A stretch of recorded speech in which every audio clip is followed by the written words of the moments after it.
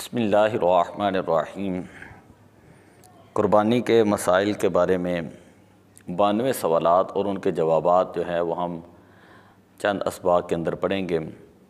اس کتاب کے اندر آپ پڑھ سکتے ہیں قربانی کی ابتدائی معلومات کے بارے میں سوالات و جوابات، قربانی کے واجب ہونے کے بارے میں سوالات و جوابات، مالک نصاب اور حاجت اصلیہ کے بارے میں سوالات و جوابات، قربانی کے جانور کے بارے میں سوالات و جوابات، اجتماعی قربانی کے بارے میں سوالات اور جوابات، میت کی طرف سے قربانی کے بارے میں سوالات و جوابات، قربانی کے ایام اور وقت کے بارے میں سوالات و جوابات، ذبح کے بارے میں سوالات اور ان کے جوابات، قربانی کی کھال اور دیگر چیزوں کے بارے میں سوالات اور ان کے جوابات، قربانی کے گوشت کے بارے میں سوالات و جوابات، قربانی کے ایام میں قربانی نہ کرنے کے بارے میں سوالات اور ان کے جوابات، حلال جانوروں کے ممنوع اجزاء کے بارے میں سوالات اور جوابات، متفرق مسائل کے بارے میں سوالات و جوابات۔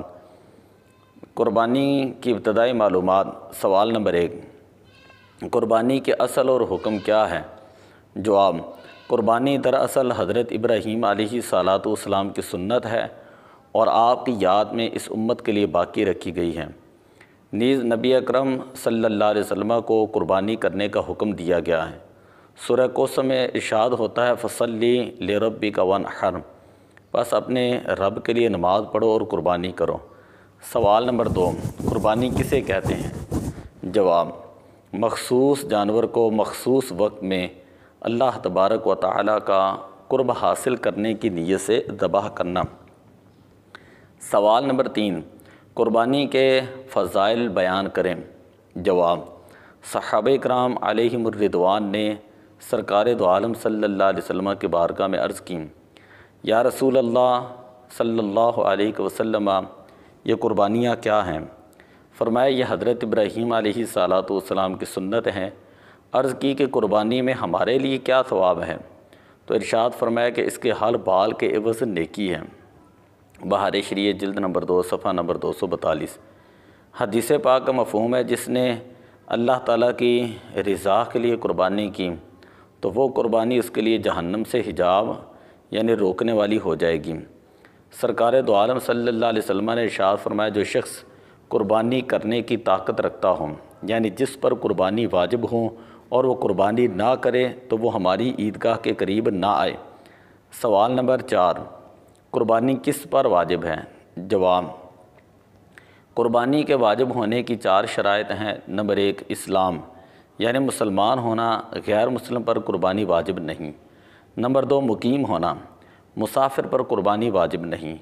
نمبر 3، مالک نصاب ہونا، یہاں وہ نصاب مراد ہے جس سے فطرہ واجب ہوتا ہے، نہ کہ وہ نصاب کہ جس سے زکوٰۃ فرض ہوتی ہے۔ چوتھی شرط، بالغ ہونا، نابالغ پر قربانی واجب نہیں۔ سوال نمبر 5، مال کے نصاب سے کیا مراد ہے؟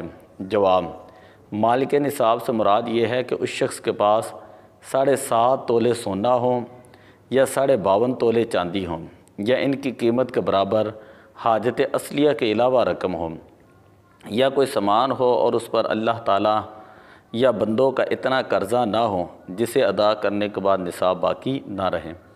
نوٹ: اللہ تعالیٰ کے قرض سے مراد یہ ہے کہ اس پر سابقہ سالوں کی زکوٰۃ یا قربانی یا کسی قسم کا کوئی کفارہ باقی ہو۔ اگر ایسا ہے تو اس پر لازم ہے کہ پہلے اسے ادا کریں۔ سوال نمبر 6، اگر سونا نصاب سے کم ہے تو کیا حکم ہے؟ جواب: اگر سونا نصاب سے کم ہو تو دیکھا جائے گا کہ اس کے پاس چاندی یا حاجت اصلیہ کے علاوہ کوئی رقم یا سامان ہے یا نہیں۔